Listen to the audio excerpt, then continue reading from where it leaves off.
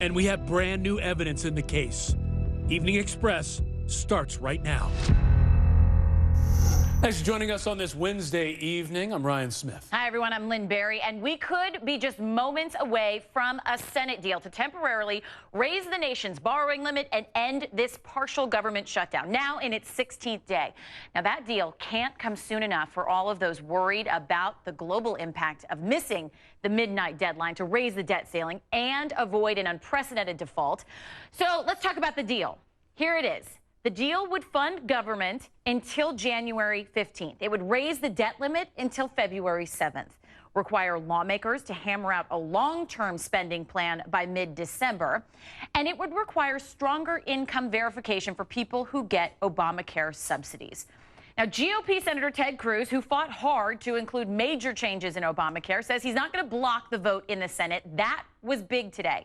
President Obama praised the bipartisan Senate compromise and said he hopes to sign it into law. But this isn't over yet. The bill would still have to get through the House, where Republicans have control. So joining us now, HLN contributor and professor of political science at Hiram College, Jason Johnson. Jason, great to see you. Good evening. Okay, let's talk about, there are three possible outcomes here. And to put it into perspective, let's talk about it in sort of terms of three doors to open. Let's open door number one. What could be behind that? So door number one, which we think is what's going to happen, is later on this evening, the Senate will vote on the bill that you just described. It'll go to the House. Speaker of the House, John Boehner, says he's not going to stand in the way of it. So far, he had been stopping these bills. The House will vote on it. It'll get approved. It'll go to President Barack Obama. He'll sign it. And all of this will be over, at least for 6 weeks. Yeah, All right, that's so a big part of it, That's right? a big part. And now, Jason, if that's likely to happen for door number one, what's behind door number two? Now, see, door number two was a possibility until maybe just a couple of hours ago. That's where the House voted on the bill first, and then it would go to the Senate. But that opened up the possibility of maybe a filibuster or some other difficulties, maybe having to sign it back down to the House, and then it would have potentially ended up with President Obama. But there were some risks in taking that step out. So door number two would have been the bill starts in the House, but it seems less likely that's going to happen. Especially as that clock winds down.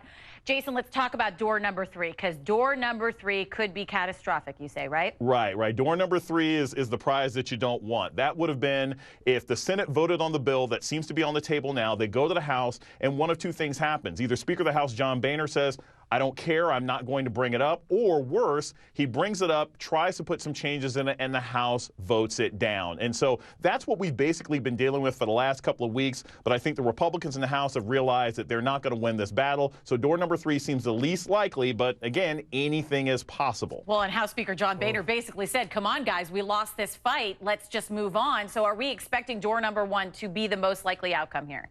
Yeah, I think door number one is going to happen. I don't think anyone wants to do this until 11:57 Thursday night. That would be way too dangerous. The damage of the government shutdown alone has cost our economy $24 billion in 16 days. So we have no idea what a default will be. I think door number one is going to happen, and this will be over. You know, the irony of that costing $24 billion and all the talk being about spending, just go figure on that one with our Congress. And I know a lot of people at home are thinking, why does it have to always come down to the wire? Well, the reason for all the uncertainty at this late hour is that House Republicans have held on to some very specific demands.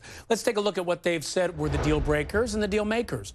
You see, they wanted a requirement that the president and Congress not get a subsidy for Obamacare. It looks like that won't be included in the Senate bill. Many Republicans have also insisted on entitlement reform and suggested a balanced budget amendment. Now, those could be possibilities for a long-term deal in the coming months.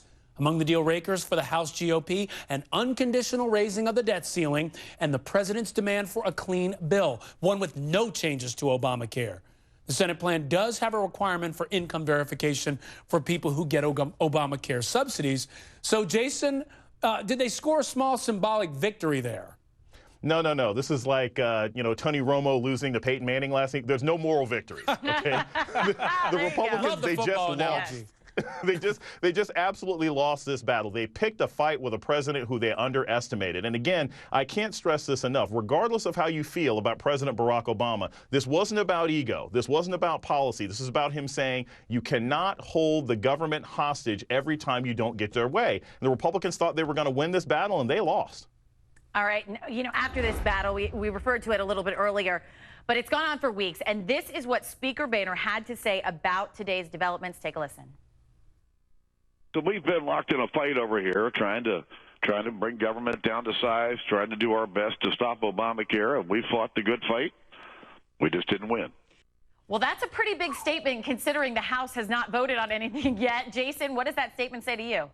Well, I think it means they finally learned their lesson. Look, the Republican Party, everyone has lost in this scenario, but the Republican Party has seen unprecedented drops in their popularity. There's only about 5% of the American public that likes anything that Congress is doing, and we are steadily heading towards the 2014 elections. They do not want this to be in the public's mind under any circumstances. So I think they're accepting defeat. They're accepting this as a bad strategy, and maybe this will mean when the debt negotiations happen heading into next spring and working through all sorts of long-term budget deals, they'll be a lot more responsible in how they choose to negotiate. We shall see. It'll be interesting come 2014. Jason, thank you so much. Thanks, Appreciate Jason. it. Anytime. All right, next up, what do the real people call